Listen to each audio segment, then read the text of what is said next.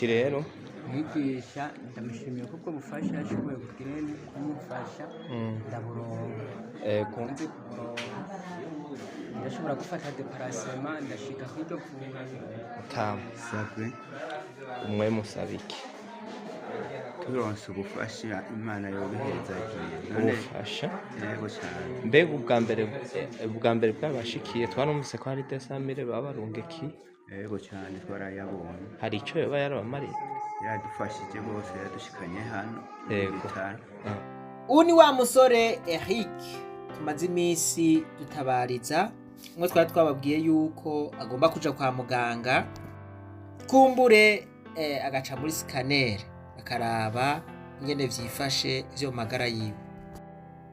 Ejo rero itariki 24 niho yahaguruka ava mu Cibitoke hariya muri komine Mabayi.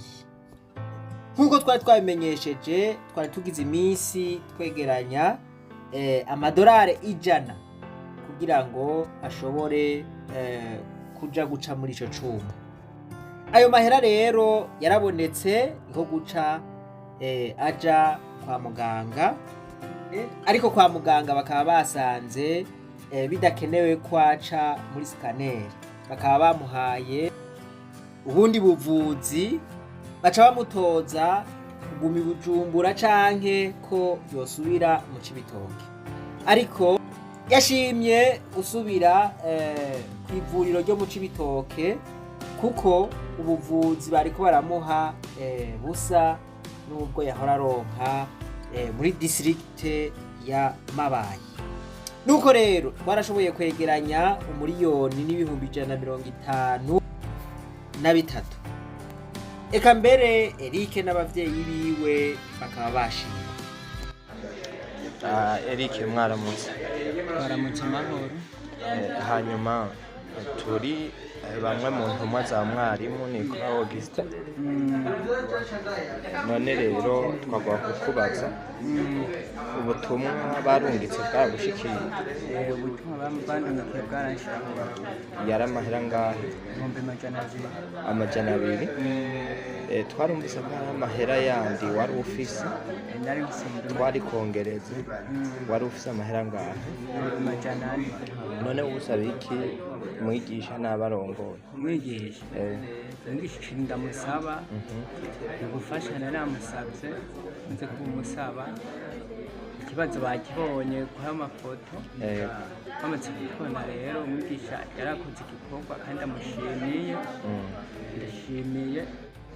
Uti rero mwigisha ndamushimiye kuko bufasha yashoboye kugira kumufasha ndaburonka kunzi ndashobora gufata deparasema ndashika kw'iryo kuva maze kurishikako barambwira muti nubwo uje ngaha icyo twogukorera ngaha ni nk'icyo aho uje uva natwe twogukorera.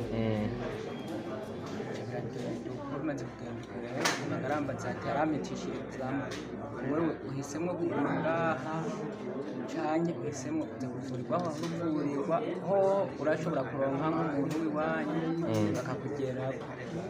Nange rero umudugu kiracambwira yuko ikintu gikenewe ari imiti amaserumu nayo kuzi ibikomere imiti nyene yo kumpera kugira ivyo bikomere bimererwe neza no kugira n'amatunda n'ivyamwa nyene n'amagi.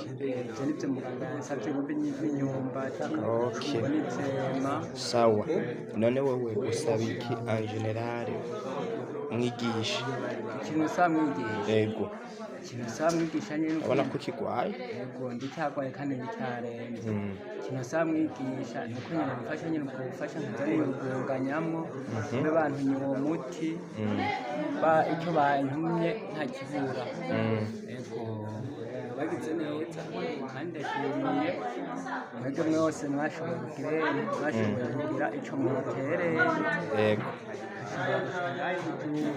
ndahashitse aba bambwiye amagambo nyamukuru. Okay. Sawa rero urashima gose? Ndabashimira. Urashima kandi usubira usaba? Yego ndabashimira ababishoboye babandanye bagufasha neza cyane kandi icagwaye bicakomerewe sawa kuko urugamba ntirugarukiye ego none rero mwigisha ibyo tuganiye na Eric nibyo rero nukuri aracagwaye iyo twahishikiye turamuraba fizikema esa guhezagire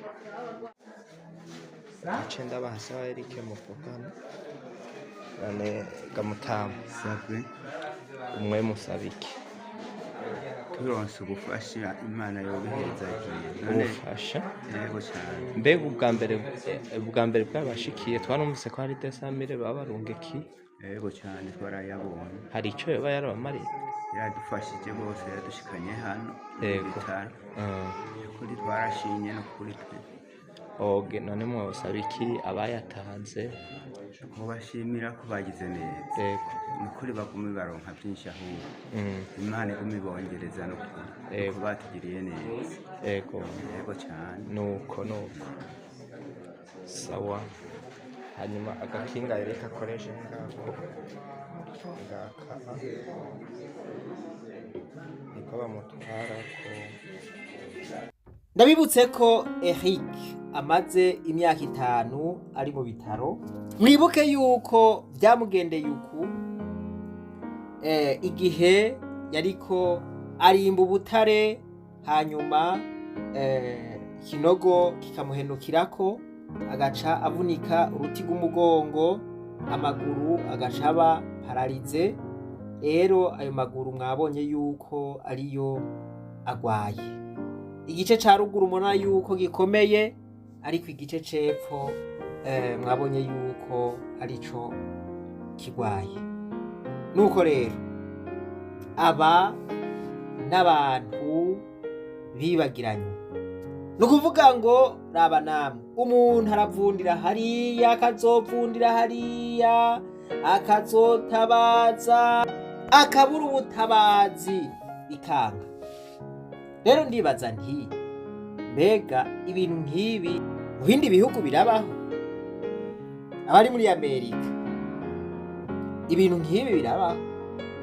Mu Burayi uranyumva ibintu nk'ibi birabaho? Abari hariya muri Australia ibintu nk'ibi birabaho? Mu Bushinwa uranyumva ibintu nk'ibi birabaho?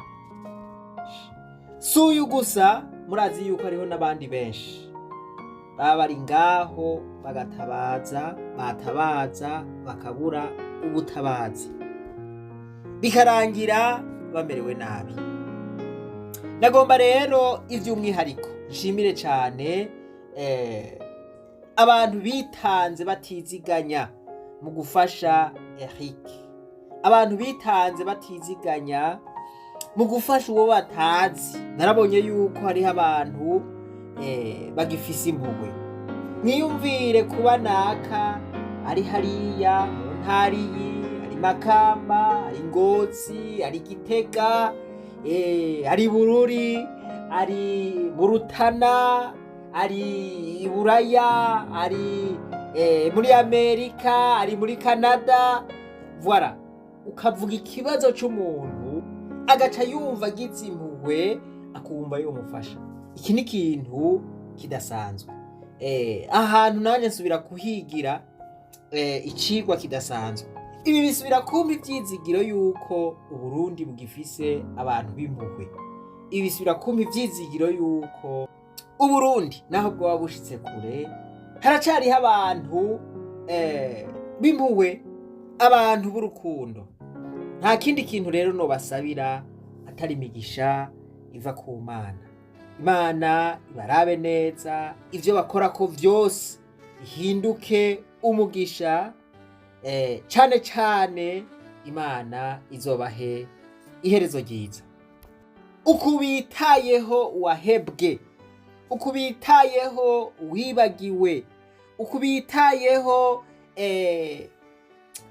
umengo nta gaciro afise, Imana nabo izobiteho. Mu kurangiza reka mvuge nti uburenganzira bw'abarundi burahonyangwa kandi aka nakarenganyo. Nukuvuga ngo amasezerano mpuzamakungu y'agateka ka zina muntu Uburundi bwashizeko umukono mu 1948 ico bise Déclaration universelle des droits de l'homme canke DIDH. Article ya 25 iravuga ngo toute personne a droit à un niveau de vie suffisant. Toute personne a droit à un niveau de vie suffisant pour assurer sa santé, son bien-être et celle de sa famille, notamment pour l'alimentation, l'habillement, le logement, les soins médicaux ainsi que pour les services sociaux nécessaires. Umuntu wese afise uburenganzira bwo kugira ubuzima bwiza, uburenganzira kugira amagara meza, uburenganzira bwo kumererwa neza, eka mbere n'umuryango wiwe, cyane cyane mu bijanye n'ivyo gufungura, ivyo kwambara, aho baba, ukwivuza. Umuntu wese afise uburenganzira no ku bindi bintu vyankenerwa. Murumva yuko mu gihe umuntu arondeye ubufasha bwo kwivuza akabubura, mu gihe adashobora gufungura neza, mu gihe adashobora kwambara, mu gihe adashobora gutunga umuryango wiwe neza, mw'ico gihe agateka kiwe ntikaba kubahirijwe.